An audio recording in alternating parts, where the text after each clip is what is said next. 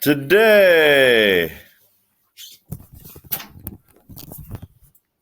whoops, come on.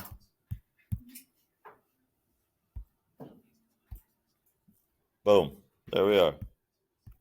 Today, we're going to work on functions and graphs of functions. So what are we learning about today? Well, functions, their definition and its notation, domain and range, then continuity, increasing, decreasing, boundness, local and absolute extremis, symmetry, asymptotes, and behavior. We're just going to work on these first two before lunch and hit most of the stuff after lunch. All right, functions, domain, and range. A function from a set of a domain to a set of a range is a rule that assigns every element in the domain to a unique element in the range. Okay, so it's like you work in a grocery store and you're scanning things across the scanner. Okay, everything that you scan across the scanner has a certain price. Okay, so a can of soup might be $1. So you scan it across, it comes up as $1. A loaf of bread might be $1.50. Scan it across, $1.50.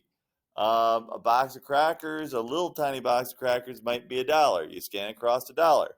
So, can one item have two different prices? No. Every time you scan something across, it has a price assigned to it. One price. Can two different items have the same price? Yeah, the crackers and whatever I said first, the soup had the same price. Okay? So, function notation. Okay? Y equals f of x. This is pronounced f of x. Y and f of x basically mean the same thing. So if you see f of x equals x plus 4, that's the same as saying y equals x plus 4 when you're graphing.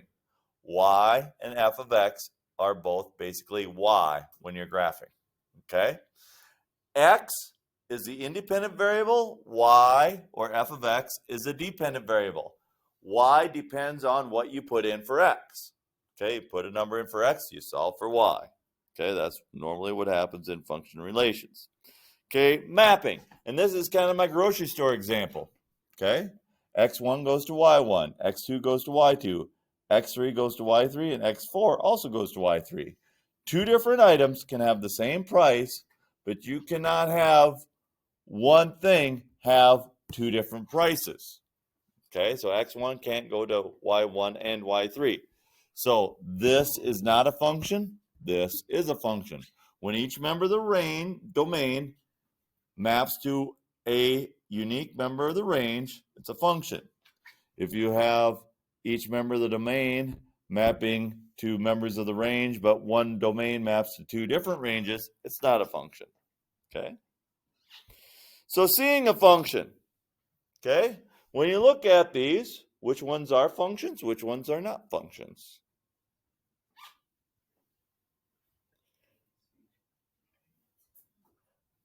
A, would that be a function?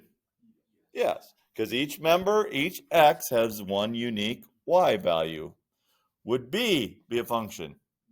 Yes, because each x has one unique y. Would C? No, because 0 has 3 different y values. So that is not a function. Okay?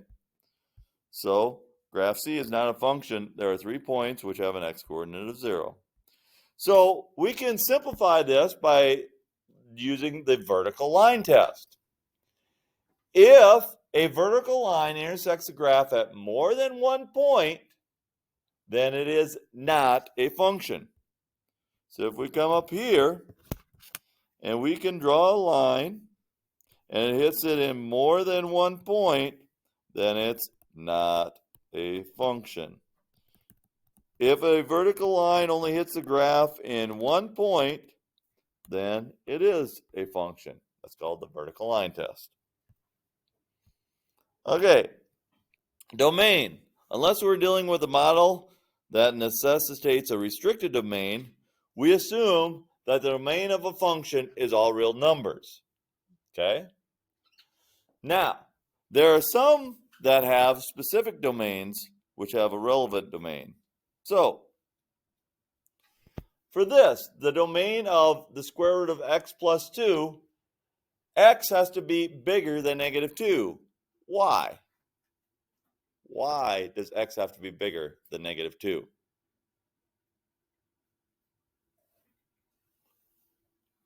What if x was negative 6?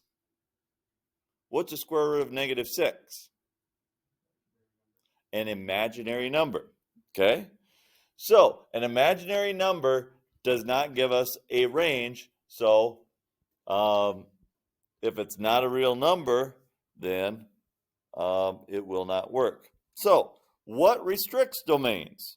Well, square roots restrict domains.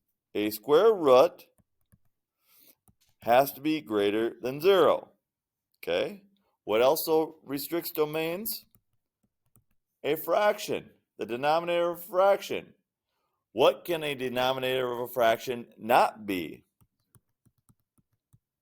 Okay? Everything's good in the world until somebody tries to make a denominator 0. Then everything goes to heck. Okay? So, a denominator cannot equal 0, and the inside of a radical must be greater than 0. Okay? Those are the things that we have to worry about when we're working with a domain. It says find the range of a function. They graph the function. Okay? And you can see that it's going to have an asymptote that goes really close to 0 here and really close to 0 here. So it goes from negative infinity to 0 and 0 to infinity. Okay, if we find the domain of this, x cannot equal 0, right? So in interval notation, if you've never seen interval notation, you got to learn it right now. Interval notation, you start with the leftmost thing that you can have. And the leftmost thing that you can have is negative infinity. And if you can't equal 0, then it goes up to 0, but it's not included. Okay? If you have this, then it is included. Okay? Bracket is included. Parenthesis is not. In union with, now we didn't have 0, so we start at 0 again and go up to infinity. That's the domain of this one. Let's do another one.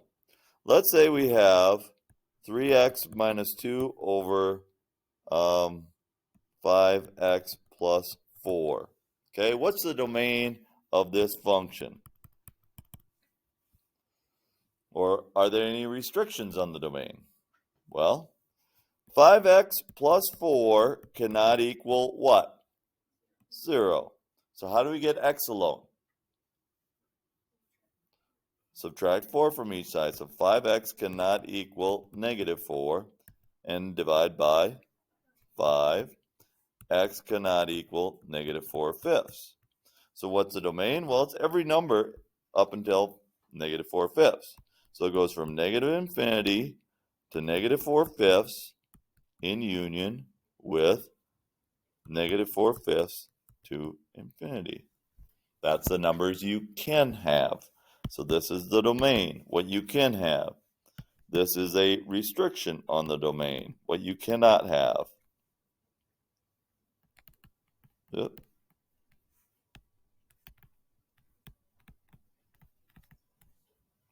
Okay.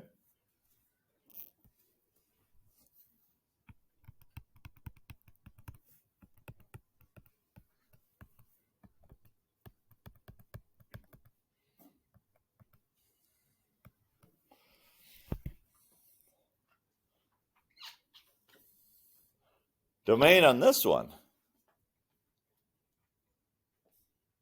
Well, you set the denominator not equal to 0. Then what do you do with the denominator? Factor it.